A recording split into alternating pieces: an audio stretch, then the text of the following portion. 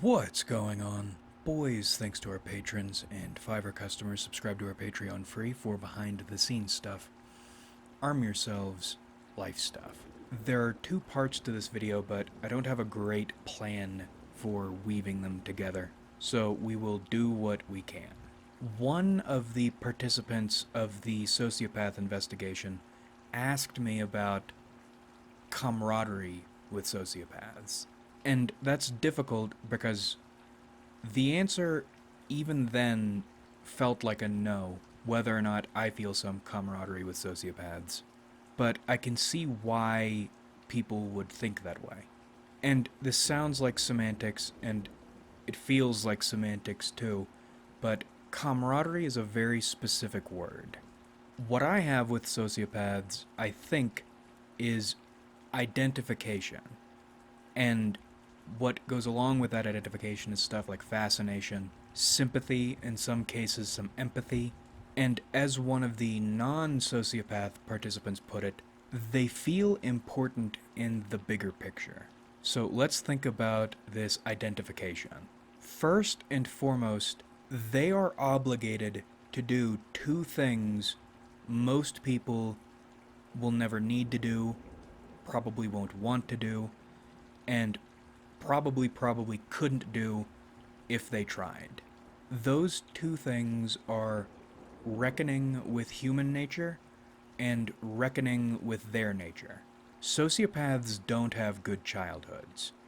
And having a bad childhood, even a really bad childhood, doesn't automatically force someone to develop ASPD. But it's one of those Venn diagram things, except it's the version that's a larger circle and then one smaller circle within it. A person with a traumatic childhood isn't necessarily a sociopath, but I haven't encountered an instance of a sociopath that has not had a bad childhood. So at their youngest, they're most vulnerable, at their least developed, they're least able to protect themselves or even to understand what's happening to them. They are introduced, probably by the people whom they are supposed to rely on, who are supposed to be caring for them and nurturing them and protecting them, to senseless, pointless, sadistic aggression, to sexual violence, to neglect in the extreme. And I have a feeling huggy type people will say that is strictly an example or examples of bad parenting perpetrated by bad parents. That's true, but it's deeper than that. That is what people are. It's not a matter of if people are like that, it's a matter of when they'll be like that, or what conditions will be required for them to act like that. It's ugly, but that's what people are, and sociopaths' brains took them on a crash course of how to deal with human nature, dropped the blast shields, raised the cannons, and it seems like human nature, for what it is, will be what they'll spend the remainder of their lives looking at, thinking about, strategizing around. And human nature is not something most humans want to reckon with, because it's ugly, it's terrifying, it's disempowering. Confronting it dissolves the illusion of security, because security is an illusion. That's scary enough to see in others, to feel in others. So much worse to see and feel in yourself. So most people will spend their entire lives fighting and hiding from the facts. They'll do this incessantly, they'll do this aggressively. They love projection. Most people will take people like sociopaths and use them as scapegoats. What these people are, these people who were exposed to what we are way too young and way too intensely, will say that's what they are, and we aren't on any level, and then we will purge them and believe everything is okay. Believe we've proven we are good people, we're noble people, we're moral people, because we attacked people who remind us of what we are, and didn't have much say in what they became. They're pretty repulsive. And then the other thing is reckoning with their nature. We just went over some of the ways baseliners, they don't, that's not reckoning with their nature. That is repressing their nature, projecting their nature. Most baseliners won't reckon with their nature, both because they don't want to and also because in all but extreme instances they won't need to, thanks to socialization. You can be a totally evil person, not an ounce of good, rotten to your core, as a baseliner, and get away with it as long as you know how to work your evil within the confines of socialization. As long as you don't cross these specific lines or know what to do if you cross those lines and get caught, your evil is acceptable, or it's brush under the ruggable, or in some cases it's even championed by socialization. And one of the reasons I'm so suspicious of these moralizer people, these I'm such a good person people, is any time you encounter someone who does shit like that, or acts like that, presents themselves in that way, guarantee you, they are doing some foul shit that's foul within the pale. And it's not punished only because it's within the pale. And what demarcates the pale is arbitrary. So most baseliners will never reckon with their nature, don't want to, and will probably never be forced to, because they know how to keep it within the boundaries. Sociopaths are not programmed, they never developed the programming, weren't allowed to develop the programming to understand or to care about those boundaries. And I think that arbitrariness has a lot to do with that. Because they do care about right and wrong, one of the things I learned in the sociopath investigation is this righteous anger sociopaths have. When they feel they're fighting injustice, nothing will stop them or hinder them in this brainwashing level because it's wrong, but it's wrong according to their understanding of right and wrong. And it's not like their understanding of right and wrong is alien. In many cases, it's a lot purer. It might seem arbitrary, but when you look at it, it seems arbitrary in some cases because your thinking is arbitrary. Socialization is arbitrary. And in the same way, a baseliner child develops their sense of right and wrong via socialization over time. It's a brainwashing process. Sociopaths develop their sense of right and wrong by work. Sociopath moralities look very different individual to individual, but it's something they arrived at and they work on and they choose to stand by. Now, this isn't a noble savage argument. Sociopath moralities can be just as arbitrary and fucked up as typical socialization morality is, but if they believe in some principle, there's usually a reason for it. A reason they came to this conclusion, a reason they continue to choose it. My point in saying all this is because they lack socialization, because they're unable neurologically to socialize or to be socialized, they're again forced very early to understand what they are and to decide what they want to do about it. And sociopaths who decide to do nothing very often get arrested, because when they do their evil as compared to a baseliner's doing their evil, the sociopath's evil is way outside the pale, and those are usually arrestable offenses. Not that there's much of a standard for what is and isn't an arrestable offense anymore, but you understand what I mean. When they do something fucked up, it's fucked up in a way they can't hide or hide well or brush under the rug or excuse. So they reach a point they need to have a conversation with themselves. And they need to have multiple conversations like these over the courses of their lives. And these conversations don't lead them to one super pervasive, all encompassing truth or answer, not even close, but it's the fact they choose to have these conversations with themselves.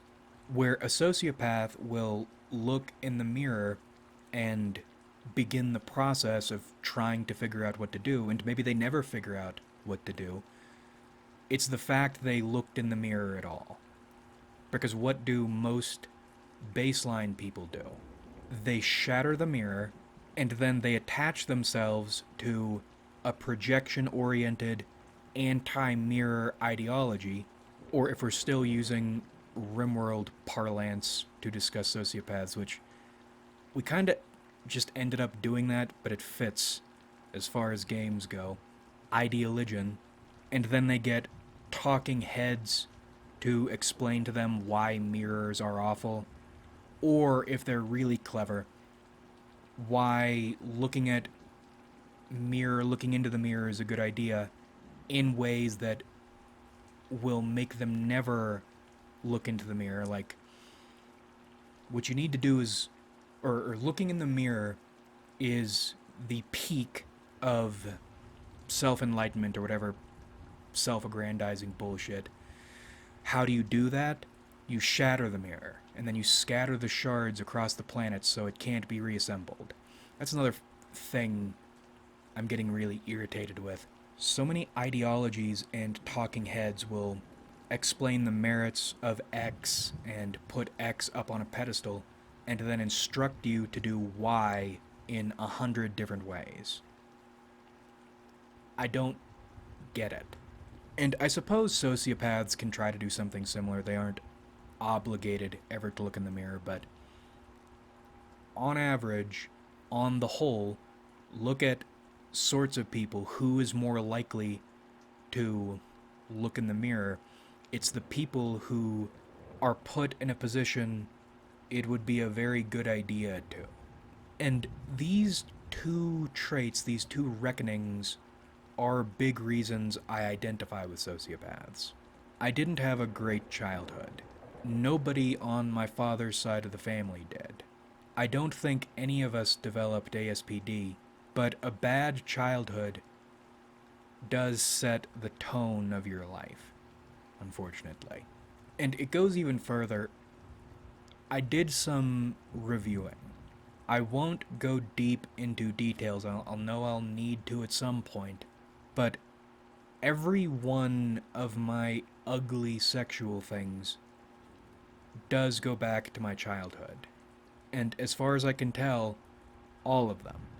And that doesn't take away from their value to me in soul searching, but it is pretty fucking gross the way these things get implanted in you. So you get a taste of ugly human nature when you're young, and then you get incremental doses, some smaller, some larger, some really large doses of human nature throughout your life. Sociopaths' concerns and outlooks start to make a lot of sense, if they didn't already. Or I should say rather, if they didn't make sense before because you were still clinging to the idea of socialization, that socialization is not arbitrary, that there is security in it, that there is decency in it, when you'd been backed up to the ledge but hadn't been completely kicked off yet. Examples, everything is transactional. Oh, and that's another thing. People say or use this sociopaths view everything as transactional thing as this way to besmirch them, to make them look cold. They've, at least from what I've seen, they do view or have other ideas or even feelings on top of transaction. It's more that they are aware everything is in fact transactional, and that is the primary thing on their mind. Everything is not just a transaction, but everything is a transaction. And in what way is transaction cold by default? Or is there any emotional or moral flavor to transactionality? Plants require water, Animals require food. Wood burns into ash. Ash can help grow other trees. There is an ecosystem going on here. It's a completely reasonable way to look at things, and when you're exposed to human nature, the fact that these people, especially the people who will act like nothing is transactional and there are so many things that are greater than the facts, they're the first to fall into transactionality the moment this illusion, anything is otherwise, gets shattered. Why this obsession with control? Because 99.99% of the time, if you don't have control and you're dealing with a human being, even if this human being is a good person, you've evaluated them as a good person, they could do things that could harm you. Maybe not even intentionally, and that would make it even worse. But there's also the possibility, because they have the opportunity to, they'll take it. Because power, unfortunately, is corrupting. And another thing most people won't admit is how driven by impulse they are. Sociopaths are very aware of that because of how prominent impulsivity is in their lives. They know what possibility is. Possibility isn't just a possibility, it's also temptation in a lot of cases. And how many people do you know who can resist temptation? How well can you resist temptation? This is another fun irony. I think, on average, sociopaths have better control over their impulses than baseliners do, because that's another thing sociopaths have to work for. It's easy to say you can resist temptation when you are rarely tempted. I identify with their origins. I identify with their more pragmatic outlook. And the thing to remember is their outlook is not this deviation down into an unreasonable pragmatism. The outlook they're working from is base nature. Anything above that is a product of socialization, and it's an illusion that maybe it could last, definitely has benefits in lots of cases, but that outlook is not the base outlook. And if everything else falls apart, the outlook you want is the one that can't be shattered or can't be subverted because that's the way it is. And it really sucks that it's like that, but that's another thing. This is one of the more positive aspects of sociopaths I've found, is because they're so aware of how ugly this base pragmatism is, many of them will have higher-minded goals for the civilization or the species, for people, for themselves, but they can't get rid of that base pragmatism, and I don't think they should. And they're all better than I am in this case, because I don't have any positive anything for society, for people, even the people around me, even people I do care about. I also identify with some of their abilities. It's interesting, we started the sociopath arc with the inverted shadow thing, and then we started to move away from it. We didn't really completely move away from it, but I thought it was not that totally. Now I'm back to thinking inverted shadow is the way to look at them, the easiest way, and probably the most useful way. Most sociopaths are doing inverted shadow work, meaning they are doing unnatural to them, uncomfortable to them things, practices that will attach them to this higher ideal, an angelic ideal. And they aren't angels, but that is the end game many of them seem to be moving toward, aspiring to be, versus a baseliner and their shadow work. Oh, and I knew I skipped something. Identifying with their looking in the mirror, the same as identifying with their shadow work or inverted shadow work. You're walking in different directions, but I think it's the same path. it's ugly, it's uncomfortable, you'll probably never get to where you believe you need to be. But you also unlock some pretty cool powers while you're walking this path. One of the things many sociopaths can do is toggle their empathy. As we discussed a few videos ago, sociopaths do have empathy. They call it cognitive empathy, but again, that makes it sound like a spreadsheet, and that's not what it is. This is like an empathy analog organ they grow. Meaty, slimy, slippery, and organic. But they can turn that off with people or with situations. If they need or want not to feel something, or not to understand what another person is feeling or to care about it, they can turn that off. Now, there are consequences for doing that. The same way your shadow will fuck you over if you repress it or disrespect it too much, which is one of the reasons you have to look in the mirror. Their warmer, gentler insides will force them to feel things. Or if not feel them, then at least steal control of the body away to have this emotional reaction almost while they are watching themselves do this, feel themselves do it, not feel any of the emotions in it necessarily, but feeling this physical reaction, this overwhelming emotional physical reaction, some disconnect in there. Anyway, in the course of human events, I accidentally learned how to empathy toggle. Sometimes. And for them, it's this painful thing, it's this bodily neurological process that they have strong opinions about. As a baseliner, I have a very different opinion of it. I'm glad, like, to me, that feels like a superpower. When I'm dealing with somebody and I realize they have tripped a wire with me, or there's almost certainly not a positive outcome to dealing with this person, I'll ask myself two things. Why do I care? And does that reason make any sense? Is there any reason for me to care? And then I ask, will it cost me more to continue to care than it would if I stopped caring? And if I'm caring for a dumb reason, and it would cost less to stop caring, then I am able to stop caring. Like a switch. Now, that's not always easy. With some people, it's very easy. As in, there's a significant class of people who would never, for example, defend themselves, even with good reason.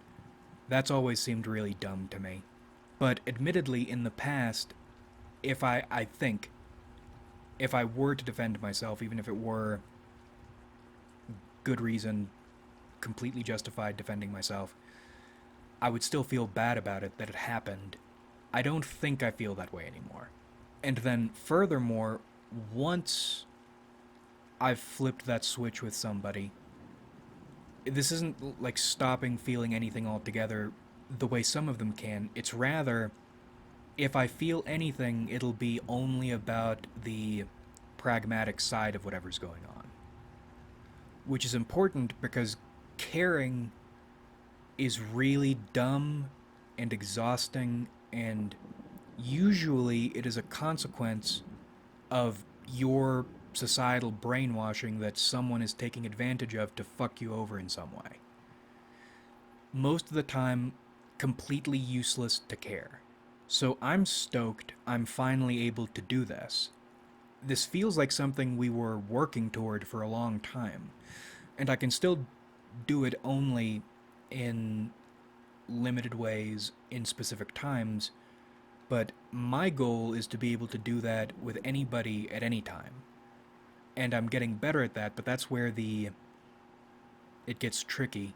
I care a lot about people's awareness and their intentions because I don't like hurting innocent people unless it is practice hurting somebody innocent day, which is something really uncomfortable you need to teach yourself to do.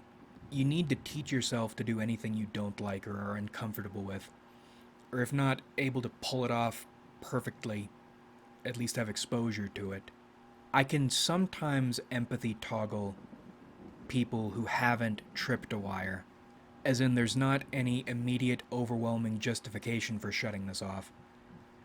These situations are more, it would benefit me to shut it off, but it's not required, it's not warranted, and it would probably be pretty ugly too. And in these cases, there are two ways this can play out. Either I manage the toggle, but the emotional effects of the pragmatic stuff are amplified. So something inside you is telling you that this was not warranted, that you didn't need to do this, and it's going to make you pay for it. Still need to do it so you can develop this ability, but part of your body somewhere inside does not like it. And then there's the really ugly one that's like a loose switch. You toggle it, and then you begin operating however you needed to toggle that switch to operate to benefit you. And then the switch untoggles, and now you're balls deep in Blight Town hell. Now it's like if you have arachnophobia and you had the ability to view spiders as kittens, and you toggle that so you can walk through spider hell unaffected, and then it turns off and you realize you're in spider hell, except now there's no getting out. You have to force yourself all the way through, and it's gruesome. Mostly because you're now being emotionally affected by someone you've hurt really bad. It kind of reminds me of that Metal Gear Solid 4 thing with the nanomachines and the soldiers' emotions. They get the nanomachines so they can disable their empathy, their kinder emotions, so they can be better soldiers. And then there's that mechanism, I haven't played Metal Gear Solid 4 in a long time, but the syringe, I think it is, you get stuck with this syringe, it disables your nanomachines, and then the people lose their minds who get stuck with it, because all at once they are emotionally hit with the weight of the things they've done. That's how fucking up an unnecessary emotional toggle can feel. Now, why am I describing this aside from vlogging and emotional show and tell? I appreciate sociopaths because they serve as a frame of reference. They help me understand what I'm doing and where I am in this process. In lots of processes, actually. In many cases, you have traits I desire, or look at things the way I look at things, and on top of all that, many of them are trying to be the better people I don't have the strength to be. I think one of the reasons sociopaths are able to walk this angelic path is precisely because they're inverted shadows. Or they are shadows, I should say. They're able to do good deeds in spite of the fact no good deed goes unpunished, because they never gave a fuck about punishment. At least not in the same way or to the same extent. I think it's productive to look at life like a torture fuck prison. Lots of people are on the good shit that either helps them not feel the bad things they should be feeling, or see the bad things they should be seeing, or protects them from it altogether, in some cases. But then there's another class of people who had the Matrix plugs pulled on them. And there are lots of different reactions to that. I think sociopaths are high, if we're going with this, like the Judge Dredd Onion skit, the prison barge analogy from hell, sociopaths adapted a lot better and a lot faster. Now, they're still miserable, as everyone denied the socialization pills will be, and they have their own unique set of problems, but they also have their own unique set of coping mechanisms that, in this weird lack of development way, is development for them. I'm not usually worried about whether or not a sociopath will make it. For them, it seems to be more a matter of living with, coming to terms with what it means to make it in these circumstances. Learning to live with the pressure of what you are and the facts of what you are, especially compared against whatever moral system you develop or adopt. And that's the reason I say I don't feel camaraderie with them. We are not the same. Our conditions are similar, but we aren't the same entities. I identify strongly with sociopaths. I admire very much about them, but I don't know what it means to have ASPD. I'm not shoulder to shoulder with you. I can't be part of a sociopath support group. Now, again, very fond of them, end up crossing paths quite a lot, important in the big picture, and especially with the counterculture or outcast culture thing, we'll end up being in lots of similar circles, but we aren't the same creature. And that's a good thing because I'm attracted to them and I like difference. Contrast is useful. So it's identification, not camaraderie. Sounds like semantics, feels like semantics, but it's not. Do you remember what we said a long time ago regarding Psychopath 1 dealt with at work, who now, looking back, textbook sociopath, still stewing on that, by the way, almost 3 years later. With him, it's getting to the point someone else will do something, and when that person does or those people do, I won't have to be involved, but I have a nice chunk of shit to give them that'll help out, and that'll be how I'll feel better about everything. Or maybe one night I'll see him bleeding out on the side of the road, and I'll drive right by. That would be satisfying. Because I'm still not good at sophisticated offense. To me, or the most satisfying thing to me, is seeing someone hurting in a position I could help them, really help them, and then not help them. That's the most satisfying thing to me. But that's only because that's my only real option. My only other option is an unexpected outburst of violence, and we're not going that route. But maybe we'll develop some sophisticated fucking people over strategies one day. That would be the dream. Anyway, in relation to all that, one of the things we said was our goal is to develop these shadow strategies, bring this shadow out as a baseliner. Because I believe we can use shadows better than evil people can, better than sociopaths can. Not saying all sociopaths are evil or fucked up. But if you really want to hurt someone, you need to understand how it feels to hurt. I don't know if I mentioned it on here, it might have been in the notes. I was watching, I think, an Eternalized video talking about the way Yahweh wanted to become human because as God, or as just God, Yahweh ironically lacked omnipotence because he wasn't able to know himself, because he knew himself only as himself. He didn't know him as other people knew him, which in a fucked up way made him incapable of the justice he wanted to be known for, which is why he wanted everyone to call him just and all these things, because he didn't understand it.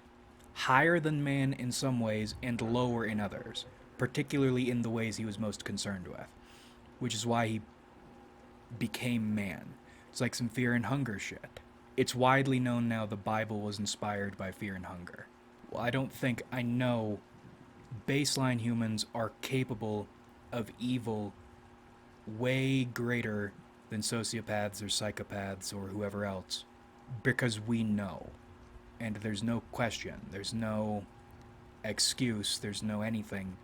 We are damnable, we are damned because we know exactly what we're doing. And now that we've studied sociopaths a lot more, they're plenty damnable, but they do lack that negative empathy we made a video about a while ago. And in the same way, I think that's the reason sociopaths can be more angelic than baseliners can be. Anyway, identification, not camaraderie. And that wraps up the first part of the video. We'll try to get through this second part briefly. My throat's killing me. It's unrelated, but it's kind of related. I was thinking about why I'm so cocaine attracted to women who don't care about me or don't want anything to do with me, at least in a commitment way. There are a few reasons for that, and they all come back to the childhood.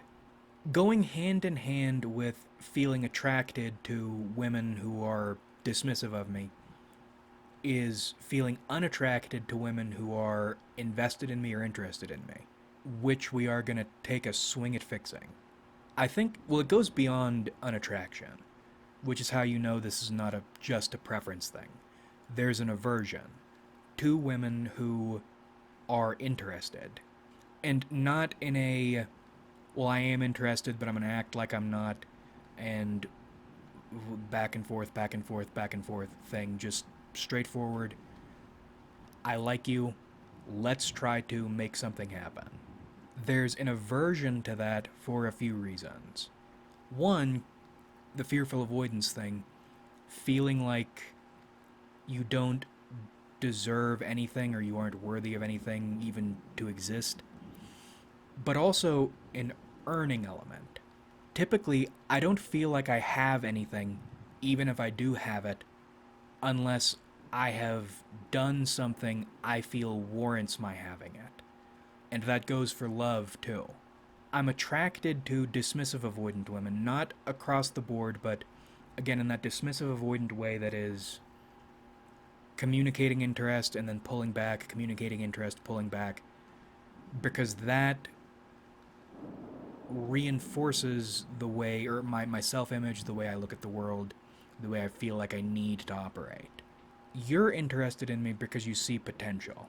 So it's my job to satisfy you and to earn your love by doing something. Not that you have a dismissive avoidant attachment style and this is just the way you operate, and no amount of anything will change that. It reinforces my childhood idea to me that I'm worthless, and to have anything I have to earn it.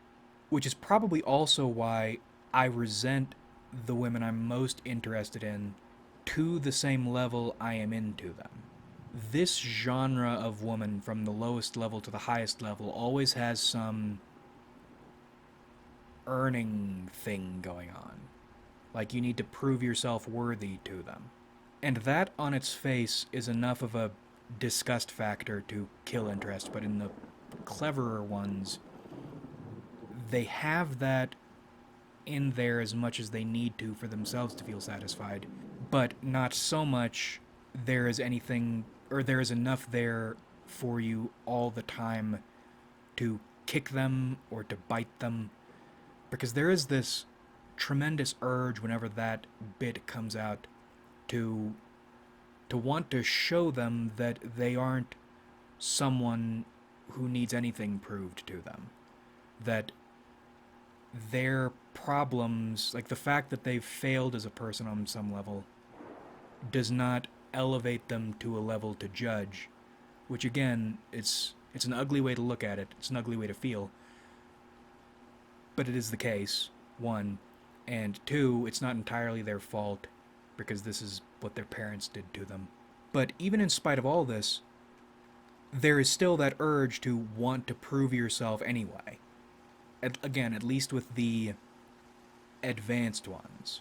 And we've always discussed this cycle as a ritual. I think that is what's going on. This is, in fact, a ritual. But there's also a freedom and responsibility aspect to this. The way I've been thinking about it, it's like one person who wants to commit and another person who doesn't, when in fact, realized this today, it's two parties who don't want to commit, and do want to commit but also don't want to commit. Because why am I attracted to women who don't want to commit to me? It's because I can empathy toggle them. Or rather, not empathy toggle, but some kind of care toggle. Because if you aren't committing to me, then I don't have to commit to you. Now, I feel like I want to commit badly, but that, I think, is a mechanism that it runs so deep, I don't realize, or I didn't realize what it was for. It was to keep me uncommitted. Because as long as you are yearning for this avoidant woman, or trying to prove your love to her, this and that, you are getting to feel love without any dreadful risk of commitment. And you want this commitment so badly precisely because you know you won't get it, and with fearful avoidance, that's where you actually want to be. And you know that because of your aversion to secure attachment, to someone wanting to commit to you and with you. You dismiss it as not having a spark with them. The problem is the only women you have a spark with are the women who are interesting enough to keep you fulfilled, who will absolutely not commit to you. It's not a spark of love, it is a spark of indulgent anti-security. And this furthers my argument. Love is something you build, not something you just, fucking fall in. I think there are a bunch of different words and a bunch of different feelings that have been mismatched with one another. Now, I don't want to live the rest of my life like this, so we will fix it. But this will take some work because there are competing instincts at work here. And there always have been, and there probably always will be. But I'm not dying miserable. Or at least I won't let misery have me without some sort of a fight. Do you remember what we said a while ago about one of my biggest fears being reaching an age or reaching a point, I become someone who traps himself in a cycle that's miserable and he can't see and he won't do anything about it and he won't even try, which seems rather easy to fall into? We're not doing that. We are building up the we're not doing that muscle. There are countless ways to lose in life, and we all will end up losing, but you can have an influence on the way you lose. And that is not a way I want to lose. Like if you enjoyed, subscribe if you haven't.